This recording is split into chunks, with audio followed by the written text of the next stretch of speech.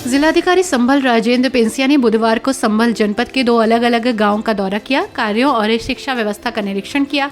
इस दौरान उन्होंने प्राथमिक विद्यालयों का भी औचक निरीक्षण किया और बच्चों के बौद्धिक परीक्षण के तहत कक्षा में गणित से जुड़े सवाल पूछे। डीएम ने विद्यार्थियों से सीधे संवाद कर उनकी शैक्षणिक स्थिति की जानकारी ली। पहले गांव के प्राथमिक विद्यालय में पहुंचकर डीएम राजेंद्र पेंसिया ने बच्चों से गिनती, जोड़ घटाना और पहाड़े से संबंधित सवाल पूछे। बच्चों ने उत्साहपूर्वक सवालों के उत्तर दिए। जिन बच्चों ने सही उत्तर दिए उनकी डीएम ने पीठ थपथपाई। वहीं जिन बच्चों के उत्तर गलत पाए गए उन्हें स्नेहपूर्वक सही उत्तर समझाते हुए और अधिक मेहनत करने की प्रेरणा दी। दूसरे गांव के विद्यालय में भी जिलाधिकारी ने विकास कार्यों की समीक्षा की और विकास कार्यों की गुणवत्ता को भी परखा। साथ ही इसी तरह बच्चों का बौद्धिक परीक्षण किया। इस दौरान उन्होंने शिक्षकों से बातचीत कर पढ़ाई के तौर तरीकों को और अधिक विद्यार्थियों की उपस्थिति के विषय में भी जानकारी ली। डीएम ने विद्यालय की साफ सफाई, पुस्तकालय व्यवस्था, कक्षों की स्थिति और मिड डे मील योजना के क्रियान्वयन की भी गहनता से जांच की। निरीक्षण के दौरान डीएम ने कहा कि बच्चों की नींव मजबूत करना अत्यंत आवश्यक है। प्राथमिक स्तर पर ही गणित, हिंदी और अंग्रेजी जैसे विषयों की गहरी समझ विकसित करते हैं। उन्होंने शिक्षकों को निर्देशित किया कि बच्चों को रटने की बजाय समझा कर पढ़ाएं। डीएम पेंसिया ने विद्यालयों में मूलभूत सुविधाओं के सुंदरीकरण और सुदृढ़ीकरण हेतु संबंधित अधिकारियों को आवश्यक दिशा निर्देश दिए। उन्होंने कहा कि हर बच्चे को गुणवत्तापूर्ण शिक्षा मिलनी चाहिए। इस अवसर पर जिला बेसिक शिक्षा अधिकारी, खंड शिक्षा अधिकारी, ग्राम प्रधान, ग्राम सचिव समेत अन्य संबंधित अधिकारी और विद्यालय स्टाफ मौजूद रहा। गांव वासियों ने जिलाधिकारी का स्वागत कर उन्हें गांव की विभिन्न समस्याओं से अवगत कराया।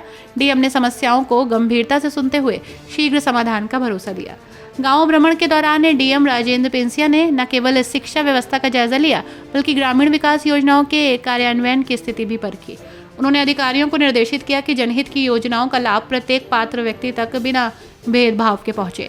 संभल के ग्रामीणों ने जिलाधिकारी के इस पहल की सराहना की और उम्मीद जताई कि उनके दौरे से शिक्षा और विकास कार्यों को नई गति मिलेगी।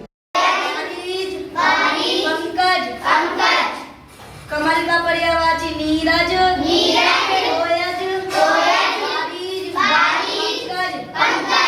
तो कैसे याद करना है पता है? नीर का अर्थ क्या होता है बताइए? जल। नीर किसे कहते हैं? और जय का अर्थ होता है जन्म लेना। जय का अर्थ क्या होता है? जन्म लेना। क्या बोलेंगे जन्म लेने को? ज। क्या बोलेंगे? तो नीर में जन्म लेने वाला। नीरज। नीरज क्या है? कमल। तो ये क्या होता है? जल। तो ये क्या होता है? तोय में जन्म लेने वाला। बोलो तोय में जन्म लेने वाला। तोय कमल। वारी। वारी का अर्थ क्या होता है? जल। वारी का अर्थ क्या होता है? जय का अर्थ जन्म लेना। वारी में जन्म लेने वाला। वारी। और क्या हुआ? ये क्या है? पंख। पंख का अर्थ होता है कीचड़।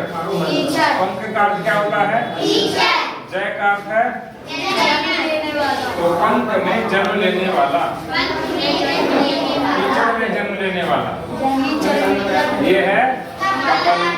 अब आया समझ में क्यों बोलते हैं? ऐसे समझाना है, ठीक है? क्या है सर पूरा मामला? आज खजरा खाकम बहजोई ब्लॉक के अंदर एक ग्राम है। इसमें 2 विद्यालय हैं और दोनों में कुछ कमियां थी जिनको सही कराने के निर्देश दिए गए। विशेष रूप से बाउंड्री का अभाव है तो बाउंड्री बनवाने के निर्देश दिए गए हैं।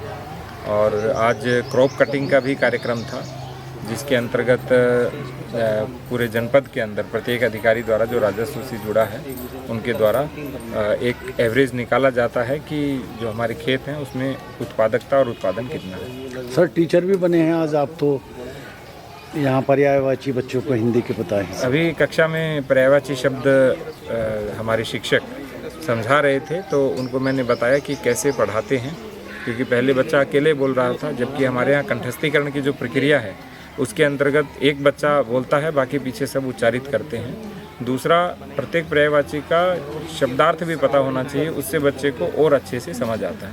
सर कुछ गंदगी भी पाई गई है विद्यालयों में, क्या? यहाँ एक सफाई कर्मी को अटैच करने के लिए बोला है ताकि नियमित रूप से सफाई हो।